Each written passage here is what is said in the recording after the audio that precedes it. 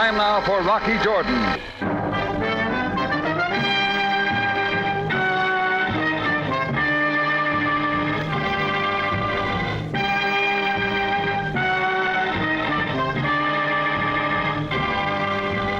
Not far from the Mosque Sultan Hassan in Cairo stands the Cafe Tambourine, run by Rocky Jordan.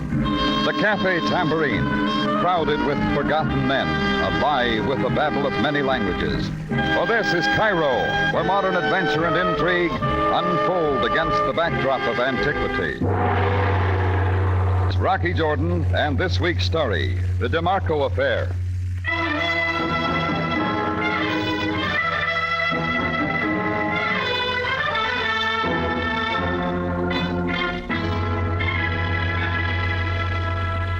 It was well after the dinner hour at the Tambourine. A couple of dock workers lingered at the bar, sipping arak. I was at the side table with the evening paper when the phone opened up in my office. As I went back, I made a note to close up early if business didn't pick up. It was a good night for some rest. Anyhow, that's what I thought. Hello, Tambourine. Monsieur Jordan. Monsieur Jordan? Yeah, speaking. This is Henri Demarco. Oh, what can I do for you, Mr. Demarco? It is about the photographic postcards of the Tambourine which you ordered from me. They are now ready. Oh, well, thanks for calling. You will come and get them now? Oh, no special rush, Mr. DeMarco. I still got a few on hand. Monsieur Jordan? Yeah? Could you possibly come to my shop and pick them up right away? You mean tonight? Yes, tonight. Well, I suppose I could if it's necessary. And I will expect you, Monsieur Jordan. I will expect you very shortly. The click on the line told me he'd suddenly hung up.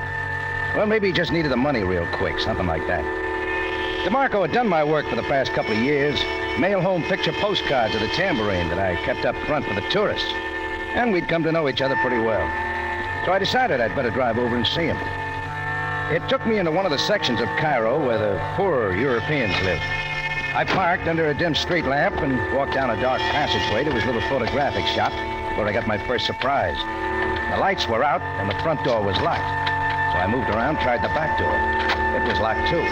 That's when I heard a sharp chopping sound from inside. Getting to a low window, I peered in and made out the shadow of a man swinging away with an axe, hacking DeMarco's shop to pieces.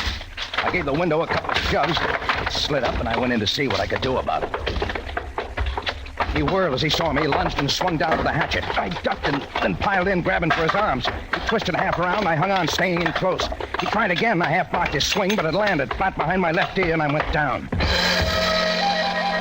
Through the haze that followed, I heard him scramble out the window, and by the time I could pull myself to my feet, he was gone.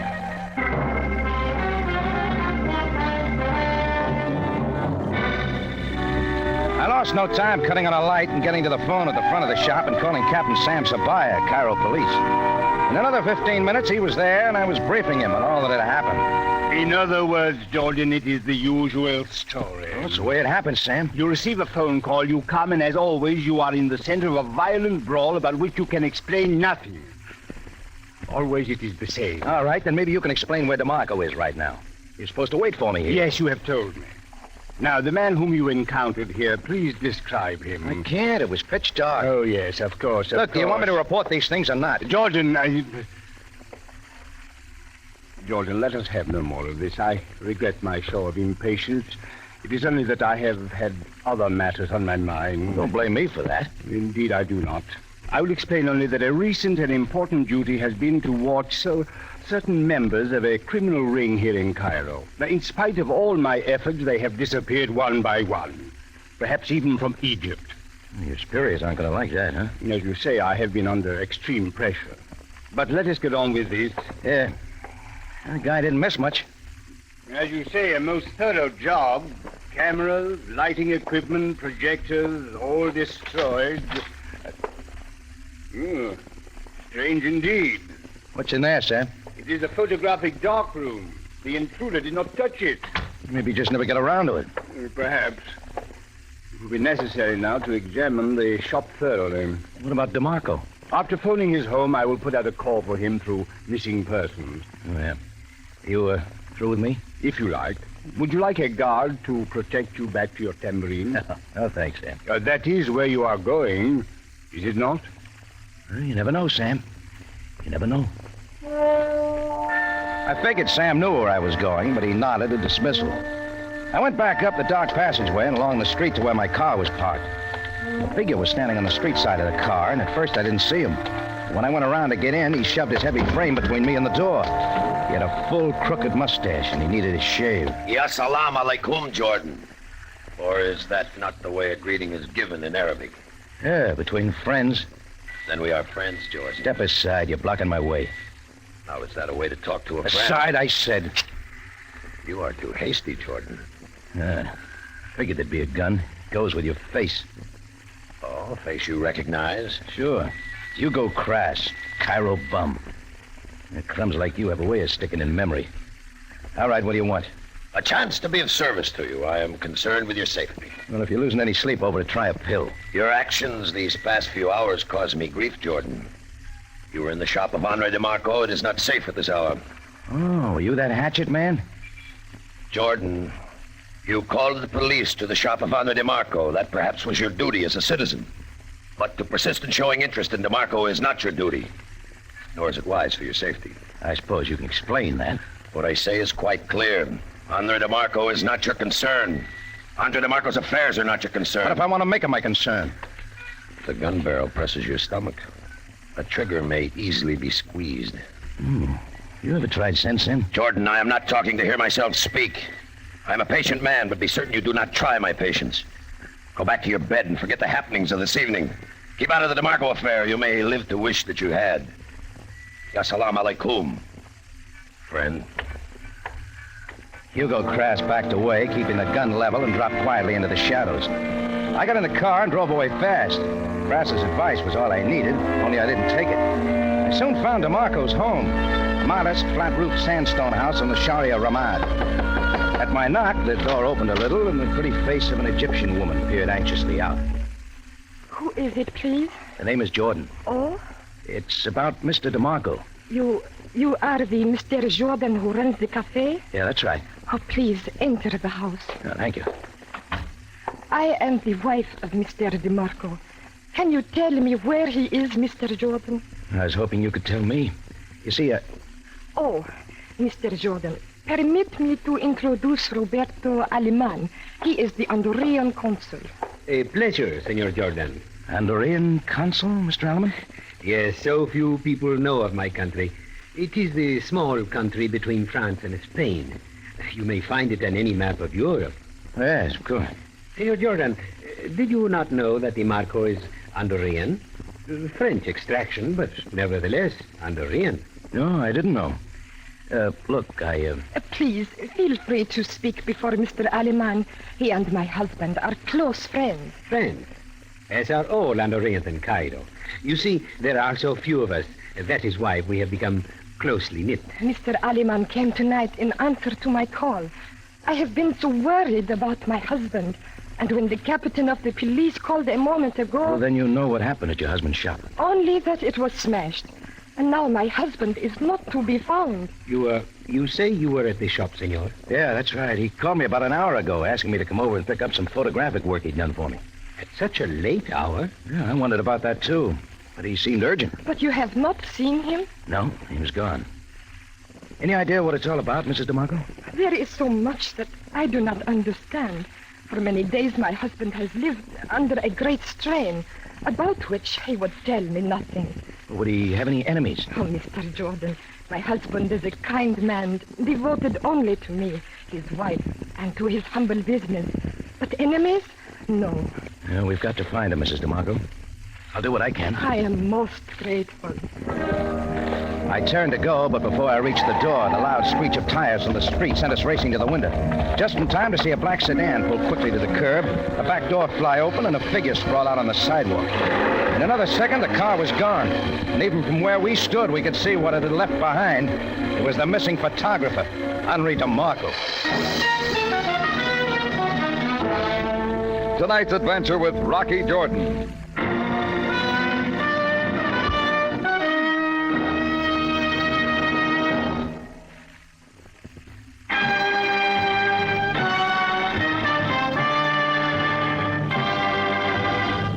And now we take you back to Cairo and tonight's Rocky Jordan story, The Demarco Affair.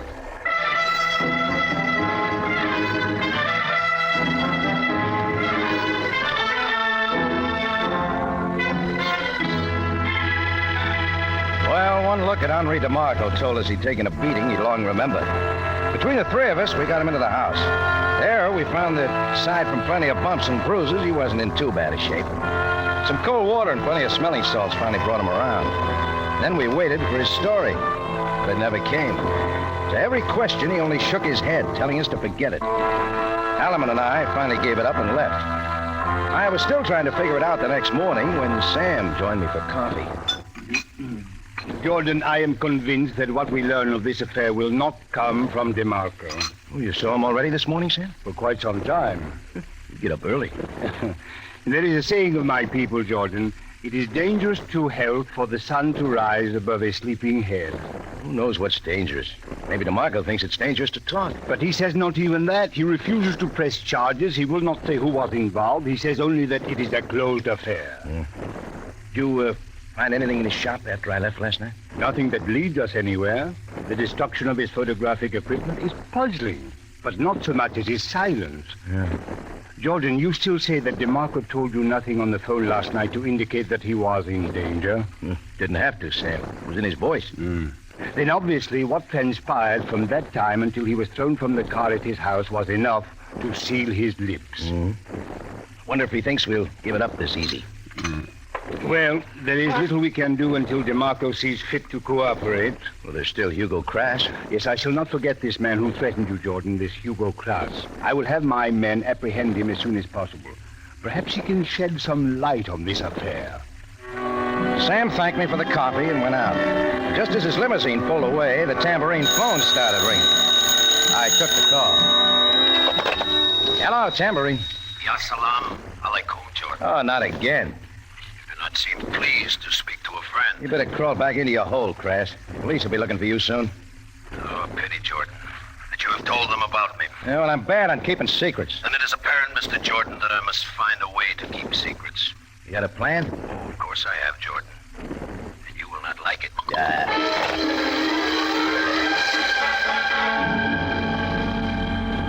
That was all it took to send me right across town to DeMarco's shop to start digging for answers. It was open this time, and DeMarco was there, puttering around in back. He'd cleared away most of the wreckage. I saw a lot of brand new stuff out of boxes from the Cairo Photo Supply Company. Cameras, lights, and everything. DeMarco came hurrying up. Ah, Monsieur Jordan, it is good to see you again. Well, how are you feeling by now, Mr. DeMarco? As well as can be expected, thank you. You have come, of course, for your tambourine postcards. I will get Oh, there. there's no hurry about that. It will take but a moment. I must apologize for the inconvenience I caused you last night. Oh, think nothing of it. I see you got some new equipment. A few items, the tools of my trade, Monsieur Jordan. Without them, I could not be in business. Oh, naturally. Yeah, those cameras must be pretty expensive. A bit costly. Here you are, Monsieur Jordan. Oh, thanks. I didn't know you were that well fixed. I beg pardon? Having to buy all that stuff at once, it'd be rough on anybody's pocketbook. Oh, that. Well, there is the installment plan. Oh, sure, yeah. Installments, of course. The cards, Monsieur Jordan, I made them up just as they were the last time. I trust they are satisfactory. Oh, I'm sure they are. Yeah, here's a check to cover the job. So kind of you. But I would have sent a bill. Mr. DeMarco, when you called last night, I got a hunch you needed help. I again must apologize. I came hoping I could give it. I still think I was right. Now, look, when guys start smashing things, roughing people up... Monsieur Jordan? Yeah? Is there anything else I can get for you now? No, thanks. I'll be going. I opened the door and looked back, but DeMarco had already turned to his work. So I decided to talk to DeMarco's friend, Roberto Alaman. I found a phone book, got the address, went to a modern office building near Solomon Pasha Square, up to the 5th floor and in a door labeled Andorian Consulate. When Alaman saw who it was, he pushed aside some passports and a visa stamp, the usual stuff on a consul's desk, and stood up to greet me. Senor Jordan, I rather expected you. Please sit down. Oh, thanks, Mr. Alaman. I presume you have come to me regarding our mutual friend. Yeah, that's right. I just saw him in his shop. Oh, so he's already back at work. Well, perhaps it is best. Were you able to learn anything from him? No, not a thing. Distressing. His silence is bewildering to all of us. I feel especially sorry for his devoted wife. DeMarco's scared, Mr. Elliman. Something's hanging over him. Somehow we've got to find out what it is. I agree. Have you anything to suggest, senor? Well, it might not mean much, but we could try something. Yes? DeMarco has a complete layout of brand new photo equipment in his shop. It was delivered today. So soon, Senor Jordan? Yeah, it surprised me, too. Now, look, as his consul, maybe you could check something. DeMarco told me he bought the equipment on the installment plan. Why, that is possible. He's a man of small means. Well, supposing you call the place where he bought the equipment, just to make sure. A very wise move, senor. We must explore every possibility. Yeah, it's the Cairo Photo Supplies. I wrote the number down here. Good. 1 moment, please. Hello? Roberto Aleman of the Andorran Consulate speaking. I would like some information regarding a recent purchase by an Andorran national at your establishment. Confidential, please. His name is Henri Demarco. Would you tell me on what terms? I see. No. That is all. Thank you very much. Well, Senor Jordan, I fear that we have caught our good friend in a bit of a falsehood. Yeah? Demarco did buy the equipment, but not on the installment plan. He paid straight cash. I thanked Aleman and left.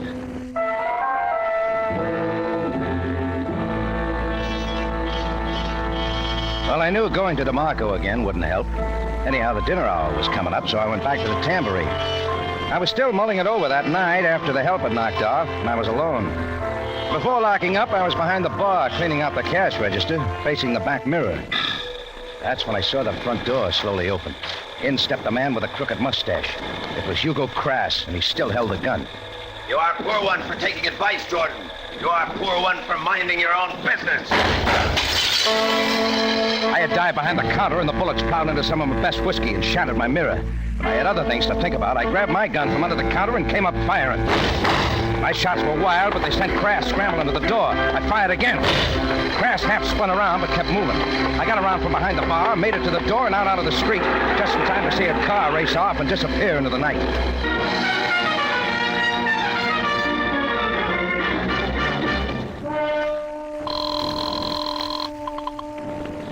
Police headquarters, Tobias speaking. Sam, thought you said you were going to pick up Hugo Crass. Calm yourself, Jordan. He will be found. And what happens in the meantime? I'm a sitting duck. Please explain what you're talking about. I'll tell you what I'm talking about. He's been throwing shots around my tambourine. Indeed, Jordan. Are you going to hunt him up now, or aren't you? Jordan, I will now ask you something. Why did you not tell me everything about this man, Henri Demarco? Do you not think that I can learn things for myself? What are you talking about? I haven't held anything back from you. So, then did you tell me that Demarco has been living in Egypt illegally for the past 5 years without credentials or passports? Well, Did you tell me that he is still wanted by the Andorran authorities for tax evasion in his own country and that his name is not really Demarco at all? Well, Jordan, I didn't know, Sam. I am sure that you did not. Now, before you again make demands of the police, remember that you too have a responsibility to us. Yeah, sure, I'll remember. That quite everything now, Jordan? Yeah, Sam. Everything. And I meant just that. All I had to do now was make sure. I pocketed a bunch of keys and a flashlight. Then I stepped on the gas across the Cairo night to the office building off Solomon Pasha Square. The elevator had stopped running, so I took the stairs to the 5th floor. I paused on the last step. The dimly lit hall was deserted, and I got to the door that said Andorran Consulate and began with the keys. Trying them one by one. Sure, it had to be the last one in the ring, but it did the trick, and I was inside the dark office. I had even better luck with the file drawer. It gave me part of what I wanted. Passports, a visa stamp, a lot of regulation-sized photos. Some attached to the passports, some not. I closed it and moved to the desk. That's when I heard the key in the door. I cut the flashlight, but there was no place to go, so I stood there as the door opened and he found the switch. His hand was in his right coat pocket and he left it there, not moving. Senor Jordan, Hello, Alaman. I ask you the meaning of this. Sure you do. You really want me to tell you? Do you quite realize the penalty for breaking into the office of a foreign government? Do you realize, senor? Cut out the act, Alaman. He's finished his last week's racing sheet. Have you quite lost your mind? No, not anymore. You're no consul at all, are you? How dare you, Senor Jordan? I demand that you leave at once. If you were the Honduran consul, you'd have known Demarco was wanted by your government. You'd have known he was an illegal entrant into Egypt. Are you presuming to tell me what I know? And the fact is, I think you did know about Demarco. I think you were holding what you knew over his head to make him work for you. Doing what? Pictures for phony passports. You convinced the few Hondurans in Cairo that you're their consul. They turn over their passports to you. Then you sell those passports to anybody who'll pay the price to get out of Egypt. After you force Demarco to alter the passport photos just enough to resemble the buyer. Do you think anyone will believe your fantastic theory? Huh? All Captain Sabaya has to do is wire the capital of Andorra. Shall we call him? Come no closer, Jordan. I've been watching him. As his hand came out of his pocket with the gun, I kicked the open door. Slammed into his hand, the gun dropped to the floor, and he grabbed for it. My foot came down on his wrist. My knee caught his jaw. Alleman rolled away, and I picked up the gun, and that was that.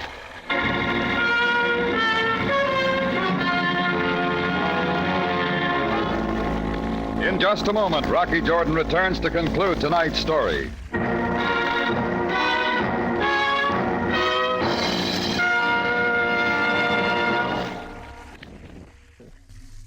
Back now to Rocky Jordan for the conclusion of tonight's story.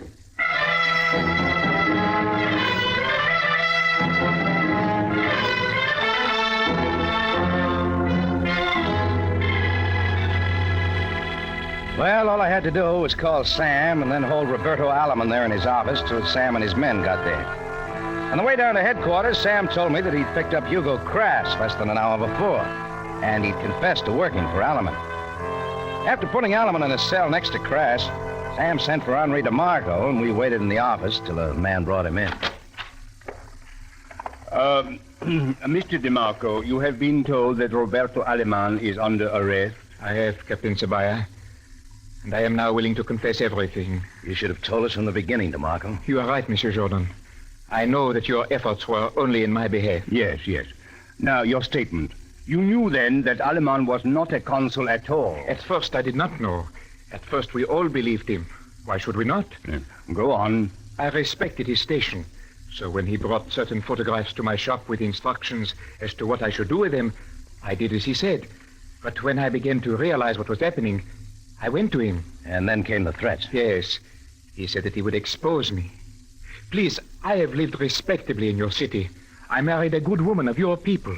For her sake... But you continue to do what he said. For a time. Finally, I would have no more of it. I am not a criminal, and I told Aleman that. Just before you called me last night? I knew what he would do to me, Monsieur Jordan. I was frantic for help. Sure. But before I got there, Alleman had his men pick you up and leave a guy to smash the place. After slapping you around, they planned to dump you back at your shop. Until they saw the police there. After they got my promise of silence, they gave me money to buy new cameras and equipment so that I might continue in business as before and do their bidding. Captain, had I known what I do now of Aleman... Many were fooled by him for a time. Were we not, Jordan? I figure Andorra doesn't even have a consulate in Cairo. Quite true. One can get away with many things in Cairo for a time. Sure had a slick racket. Mr. Demarco, acting as you did under coercion, I feel sure that no charges will be preferred against you. However, regarding the charges of your own government... Captain Sabaya, I am willing and ready to return to Andorra and right my wrong as best I can. You will please step outside the office and wait there. As you wish. Thanks for going easy with him, Sam. Little does Demarco know how much he has helped. Huh? This problem of certain criminals who have been mysteriously escaping from Egypt, we know now how they did it. With fake passports issued by Roberto Aleman. Then the Egyptian government shouldn't be sore at Demarco now that it's cleaned up. No, I should think not. After Demarco has paid his debt in Andorra, my country should have no objection to his returning here and taking up his business once again. Can I count on that? I am counting on it. In fact, Henri Demarco has promised on his return to take some family photographs of me and my wife and 4 children.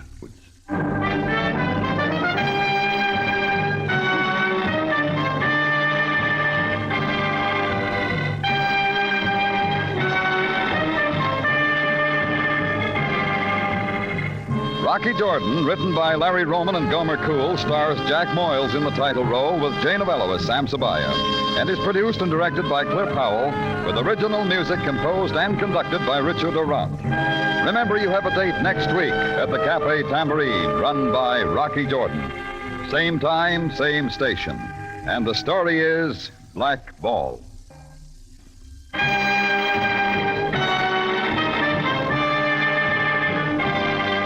Larry Thor speaking. Rocky Jordan is presented over CBS, the Columbia Broadcasting System.